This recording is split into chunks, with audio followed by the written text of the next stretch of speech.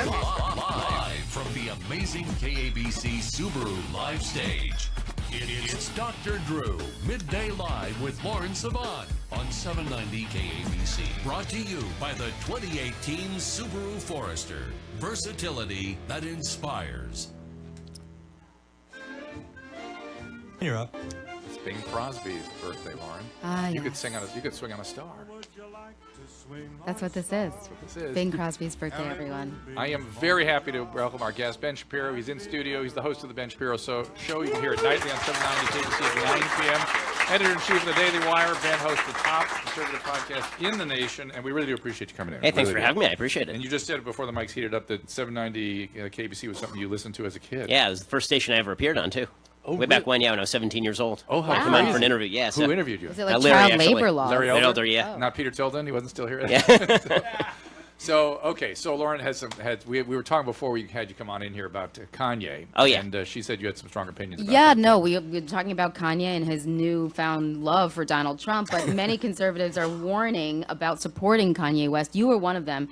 You tweeted, "Live by the Kanye, die by the Kanye." Yeah, well, I mean, Kanye is not the most predictable cat. And the fact that there's so many conservatives who are immediately assuming that because Kanye says that he wears a MAGA hat, that suddenly he's been reading Frederick Hayek and he should be the new head of the Heritage Foundation. Like, I'm not quite there. He's not a libertarian. He's, Right. He's going right. On What I do like maybe that he he's is. doing, Maybe he's going libertarian. He's talking about free thinking. That's his idea. He quoted Thomas Sowell the other day, right? Yeah. I mean, but here's the thing that I do like about what he's doing. He's saying that he is more than just what people would have him be as part of a group identity, whether that means Hollywood celebrity or black guy. He's somebody who has individualistic thought. Now, does that mean he's thought through every issue? I think pretty clearly not. But it does mean that he's trying to break a stranglehold that's existed, I think, in terms of identity politics, and that's a great thing. So I'm actually really happy at what he's doing. I'm just warning that, you know, a guy who tweets routinely about antique fish tanks and fur pillows might not be your best political guru. And yet, though, for me, it's like as long as anyone's talking about free thought and free speech, I'm good. I'm pumped about it. I don't care which side they come down on, as long as they are willing to engage others and listen to free. So it's dialogue. I think people are really, really sick of the identity politics that boxes folks in, and I think that you're actually seeing that. There's a poll out from Reuters a couple of days ago, and it showed a massive jump in black support for Trump, specifically in the last week. Like, since Kanye did this between April 22nd and April 29th. That's what I was going to bring up. He has a huge following, and he does influence signing people. off on his. There's a doubling of black male support for Donald Trump from 11% to 22% in 1 week. Now, I don't know whether that's going to be statistically, coherent, whether that holds over time, or whether that's just sort of a weird boost in the algorithm. But it's something. I mean, it's something. Is it possible that's just a reflection of jobs? It's possible that too, been improving? but that hadn't actually changed for the year before, right? So it was basically consistent from 8 to 11% for a year, and then in 1 week it doubled. Right. And so I think that's a lot of people who are probably saying, listen, I never really thought I had to think about these issues because I was assumed to have been a Democrat. I was assumed to have been anti-Trump. But now that Kanye is saying I can think for myself, well, I've been doing a little research, and maybe I'm a little more open-minded about these particular issues. Candace Owens is particularly where he's sort of... Yeah, he's a big fan of Candace's. Yeah, exactly. Yeah. What's amazing to me is the backlash he got. I mean, it's exactly what you're talking to, Ben. Sorry, I have to look away from you when I'm talking to you. Because the there's an microphone's audience a bit- here. Yeah. We're turning back to Ben My towards microphone's, our audience. Yeah, this way. But, the John Legends and the other people in the Hollywood community, in the rap community, are coming out so hard against him, saying, yo, what are you doing? What are you doing? You're not following... But here's what Ben's zeroing in on something that I want to talk about after the break, which is when you think about you, Jordan Peterson, Sam Harris, people that are just advocating, and now Kanye West, people are just advocating the sort of moving away from identity politics, and really when they are sort of attempts are made to crush them because of it, still standing up to it, which is the new phenomenon. I want to hear your thoughts on that. I'm sure you saw that interview with Jordan Peterson and that BBC. Oh, with Kathy Newman, yes. Yeah, it was just astonishing. Astonishing, that's right. Lauren Savan is here. I'm Dr. Drew. We are here in the Subaru Live stage, our first live event here. We appreciate our audience being here. Our number is 800-222-5222. Dennis Rodman coming in about a half an hour. It's Midday Live, Talk Radio 790 KBC. You're down. Lauren Savan on 790 KABC. Brought to you by the 2018 Subaru Forester. Versatility that inspires. Indeed, we are here. Oh, You're up. James Brown. James Brown's birthday. It is. Let's just let this play for a minute. Can we please? Because you feel good? It makes me feel good. Yes, it does make me feel good. When does James Brown not make you feel good? Ben Shapiro is in studio. He's the host of the Ben Shapiro Show, heard nightly on 790 KBC, 9 p.m. Editor-in-chief of the Daily Wire. That's a big job, Theodore, isn't that? Oh, yeah. Yeah. Thank God. It's a pretty booming website. We've got about 100 million page views a month. Oh, So my gosh. it's really grown, yeah. Good for you. One thing I read on that website, the Boy Scouts have come out and decided to call it Scouts BSA. They want to go without gender. You are violently against this. Well, listen, they can do what they want. They're a private organization. That said, I think that there should be spaces where boys can be with boys and girls can be with girls. And I think the great irony of this is that the group that is most angry about this is actually the Girl Scouts. The Girl Scouts are really ticked because they think that the Boy Scouts, which is a separate organization, they're going to bring in a bunch of girls into the new Scouts BSA, and the Girl Scouts is going to collapse. Aren't they going to be forced to bring boys into the Girl Scouts? So they are already It's all talking gonna be about one that, thing, right? But this is one of the weird things about just how gender works, and you know this better than I do. I would highly doubt that the number of boys who want to join the Girl Scouts is going to be the same number as the number of girls who want to join the Boy Scouts. Just as a Depends general on how old they are. I think. True enough, but that might be a problem. Yeah, that might not be what they're looking for. You say, though, that this is the left trying to level all human beings to sexless widgets. Well, yeah, I mean, this is California, so I do think that the left is attempting to say that boys and girls are exactly the same in every way, that it is some sort of sexist scheme, a patriarchal scheme, when you say that boys and girls are different, and that boys hanging out together is different than girls hanging out together or girls hanging out with boys. And virtually every sociological study has shown that the dynamics, the group dynamics, are very different when you have boys and girls in a room versus when you just have boys in a room. This is especially true, actually, in the field of education, where you see that boys-only schools versus girls-only schools, girls actually do better in girls-only high schools than they do in mixed classes because they think that boys are into girls who are bubbleheads. My gravest concern about all these conversations is that behind it, and if they would just get rid of this piece, I would be much, much more at ease with these conversations, which is the notion that the human being is a tabula rasa. Right. That the biology has, and the genetics have little or nothing to do with our behavior. And in fact,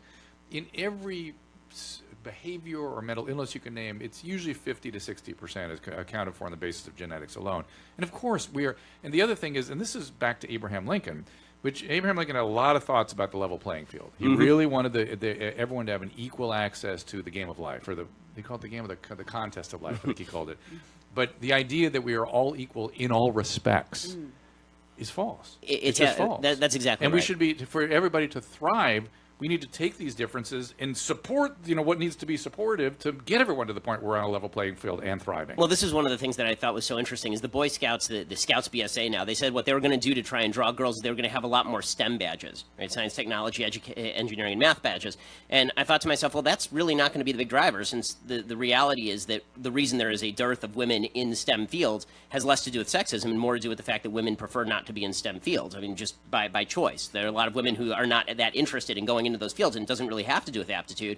It has to do with interest level, which is why you see a pretty consistent dichotomy between men and women in STEM fields across societies, including in European societies where they've been trying to alleviate this problem for many, many years. And so again, if we agree that Maybe if I had some more STEM badges when I was in the Girl Scouts. you'd be an engineer right now. Yeah. You'd be a Caltech, not here in this live studio. That's right. I'd be curing cancer. Yeah, listen. This is not about women being smart or being great Nope. engineers or being great mathematicians. They are. It's about enhancing their interest in it. And if we are going to be honest with ourselves and we want more women in STEM, let's overcome that problem. Let's Right. not by slogans, but by creating motivation, right? Yeah. You also have to change a lot of the way that STEM jobs actually work, because what the studies tend to show is that women prefer cooperative jobs as opposed to right. individualistic that's jobs, and interesting. STEM fields tend to be more individualistic. You're sort of working on your own as That's opposed to as interesting. members of a team. I had not thought about that. How would we create motivation in you to be like a mathematician? Would it be possible? Well, no, I was terrible. at You're math. not. I mean, I was a lost cause. But I have multiple women friends who went into biology and Yeah. went into engineering. Biology tends to be a little bit different. Biology does tend to attract women a little more. They quit after Why? they got jobs in the real world. They quit. They hated going to work every day. They didn't like the way work was set up for them. They said, I never speak to anyone. There's no socializing. That's There's what no, Ben's talking about. yeah, they're just in their lab all day doing this work. And both of the women, the engineer and the biologist, both quit and went. Well, certainly to do there should other be a way to jobs. make more cooperative, ventures. And out I of think that they're trying to science. figure out whether Yeah. that is beneficial to the field or not. But I mean, you can see that obviously it's not a matter of women not being interested in science generally, because half of all medical students are women. Oh, That's right. absolutely. And my wife is a doctor, as I've said many times. Yeah, right? they make great doctors, they make great scientists, they make great everything. Yep. That's not the issue, but we just can't have the conversation about the differences and how to motivate and how to get people where We have to want them. pretend that everybody has exactly the same motivations and everybody is exactly the same in every single way, and obviously How that is tall just are not you? true. I'm 5'9". No, you're not. You're the same side as me. Right, exactly. We're all the same now. Yeah. Yeah. How tall are you? I'm 5'9" too. Okay, good. See, we're all the same. We're all the same. Are you? What gender are you again? I'm not sure. So, anyways. So yeah. So I don't like when science is undermined in the name of agendas of any type, ideological agendas. And by the way, why aren't people ever talking about the fact that ideology generally, when ideology rules the day, humans get harmed? No You question. ever notice that? Well, yeah, this is Karl Popper's basic point. Whenever you search for utopia, everybody sort of becomes a tool or an obstacle in your pursuit of utopia. And then you have to force people. And this is Rousseau was the first one to come up with this. You know, man everywhere free, so we have to everywhere free, but everywhere in chains. So we have to force him to be free. Right. And by his notion of what force needed to be free. And this is Marx's idea too. Obviously, we're celebrating Marx's birthday this week. Celebrating would be the wrong word. Steve, you didn't mention it was Mark's birthday. So come on now. Do you have any jingles that he had? It's coming up the 5th, yeah. But that was Marx's whole idea as well. Was Well, that we'd reach a certain level of transcendental man if we just leveled the entire playing field by ripping down all of the prevailing systems and pretending that all human beings were innately the same, which they are not. You know how they overcome that? With a sex cult. Oh, yes. They start sex Always. cults, and everyone's ready to buy onto whatever they're Then selling. they're happy. If you want to read about what Ben's talking about, read the Gulag Archipelagos, if you want to realize how it goes bad. That's Ben Shapiro. It's Lawrence Savant. It's Dr. Drew. Our number is 800-222-5222. We are at the Subaru Live Stage, 790 KABC, and it is brought to you by the 2018 Subaru Forester, versatility that inspires. We are going to spend one more segment here with our friend Ben Shapiro. It's Midday Live on Talk Radio 790 KBC. It's Peter Talking from Nature's Talk. You're up. This doesn't sound like Seeger. I guess it is Pete Seeger's birthday. We'll be taking calls shortly at 800-222-5222. We are presently in the Subaru Live Stage, our first live event here on Talk Radio 790 KBC. Ben Shapiro very kindly stayed with us. You can hear him nightly and 9 p.m. at 790 KBC. He's the editor-in-chief for the Daily Wire as well. And I thought it'd be a good chance for, oh my God, the air conditioning just turned on in here. So much better. That's my Tourette's. We have questions from the audience for Ben. Go right ahead. Actually, it's a comment for Lauren. Oh. I wanted to pick up on what another guest started to say earlier before a break. I wanted to thank you for taking your personal experiences and running with it and changing the lives of a lot of young girls and ladies in the workplace. And Thank you. I want to acknowledge that. You've really I taken appreciate that. a sad situation and made it into a very positive movement. I appreciate it. Hopefully. Thank Yeah. you very I have much. a daughter too, so it means a lot. And I want to speak on Lauren's behalf. You tell me if I speak out of turn here, but this is for you, Ben, as well. Which is Lauren was not she was not pushing an agenda because she had always told all of us about this thing. Just nothing happened. Nobody did anything, and all she did was go when somebody else stood up, and then people started attacking her. She went, "Wait a minute, that happened to me too," and that really the thing just opened up after that. So. Well, I think that is what the Me Too movement was, because there's strength in numbers and nobody wants to go up against a titan by themselves. But when other people do, that's when the floodgates open. You've had But thank you very much for that, Jim. Yes. Any other questions for Ben? Again, I have a little trouble seeing people. I know the hands are up there. We'll get this together. We've got a few hands. Grab that mic, sir, and get to it. Here you go. Hi, Ben. Howdy. Howdy. Hey, I'm just wondering if you found in the past year that you've been able to speak on any college campuses any easier now, in the past question. year? I wonder Great about question. Yeah, more so- receptive? So I think that the administrations are, in many cases, doing their best, but they're still engaging in the heckler's veto. So what they do very often is they say, okay, there's a security problem on campus. That means we now have to move you off campus to a smaller venue, or we have to have 100 police officers for 5 protesters, which is what actually happened at University of Minnesota. And that's a problem, because if they're not making their security assessments in the same way for the right as they are for the left, and that means it costs right-wing students more to bring people like me to campus. In fact, there's a lawsuit right now, and it's in Berkeley that was just approved by a judge. So we'll see how that goes. But in terms of safety, I still travel with security, unfortunately, which I never thought I would have to do. But but I would say that there's only trouble on 1 out of every 7 or 8 campuses. So you are going around speaking at campuses now. Oh yeah. How's the reception? What are the students like? The students love it. I mean, they're really into it. I've spoken about 40 campuses over the last 2 years. They love him. Of course they Ben, do. we thank you so much for being here. Appreciate thanks so it, my much. friend. I'll be on I your pod appreciate soon. Thank you to Smoking Barbecuties for their incredible lunch, ABK Beers, Hint Water, and of course Subaru for sponsoring the KBC Subaru Live Stage. Lauren, well done. Appreciate it. Audience, Thank you guys all for coming in. Yes, we do appreciate that. We are continuing, of course. Dennis Rodman perhaps coming in about 15 minutes. He's scheduled to at least. Talk Radio 790, KABC.